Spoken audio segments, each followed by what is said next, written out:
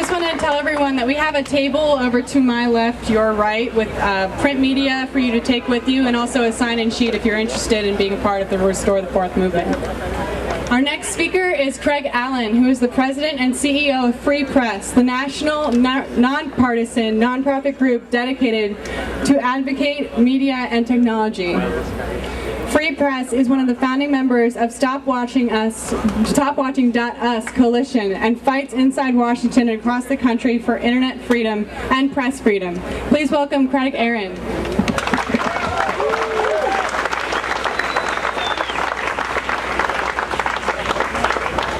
All right, how's everybody holding up? Good. Yeah. Who's been here since like 11:30? Yes, thank you. All right, let's hear it for the organizers of this Restore the Fourth rally. On their own time, volunteer labor, so be sure to show them some love. My name is Craig Aaron. I'm the president and CEO of Free Press. I'm here today representing our 600,000 members and activists from across the country. Free Press is an organization. Mike, he's the mic. How about this mic? Yeah. There we go. All right, let's start over. I'm Craig Aaron from Free Press, here representing our 600,000 members from across the country. Free Press is an organization devoted to internet freedom and press freedom. And right now, our rights to connect and our rights to communicate are in serious jeopardy. There we go. Apparently I'm one of the taller speakers. I didn't know. That's why we're here today. We have members out at events like this all across the country. It's why we were one of the founding members of the Stop Watching Us coalition, where more than 500,000 people have already taken action against NSA spying and surveillance. You can do the same thing at stopwatching.us. I am so impressed and inspired that so many of you came out here on a holiday and to restore the Fourth. Now we know the government is listening to this event. But we're not totally sure if they can hear us. So, I mean, the White House is right over there, so maybe we can try a chant. You guys have been such patient listeners. How about stop watching us? Stop watching us! Stop watching us! Stop watching us! Stop watching us! Stop watching us! Stop watching us! Excellent, excellent. I think they heard that. So, there are people out there that want you to believe that the American people don't care about spying and surveillance. It's not true. Don't believe it. They're just afraid that all of those people are going to find out what's really going on. There are people out there that want you to believe this isn't a big deal, but they're just hoping you'll stop demanding answers. There's people out there who want you to believe that you can't make a difference, but they're just hoping that you won't try. They're hoping that you won't show up, but you showed up today, and we need to keep showing up.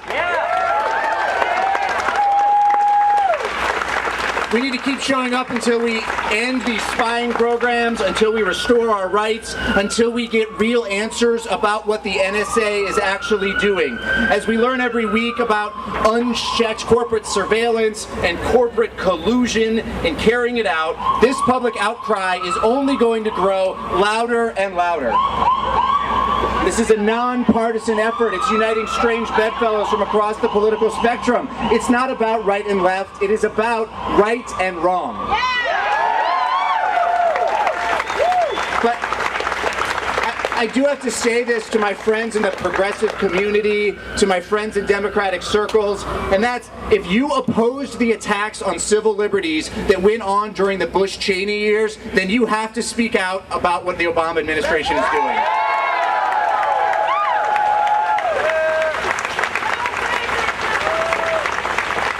Before I go, I want to say a quick word about the press. George Orwell said that journalism is printing what someone else doesn't want printed, and all the rest is PR. So I hope today we'll also stand up for the journalists. We'll stand up for the journalists at The Guardian, at The Washington Post, at McClatchy. Stand up for the people who are going out there and uncovering these secrets. The efforts to smear and slander and silence these journalists have to be challenged. It's shocking to me how many so-called journalists are out there coming out against whistleblowers, against leakers. How many journalists, all of a sudden, so-called journalists, are apparently against journalism. There are other people out there who are worried about journalists versus activists. This question confuses me.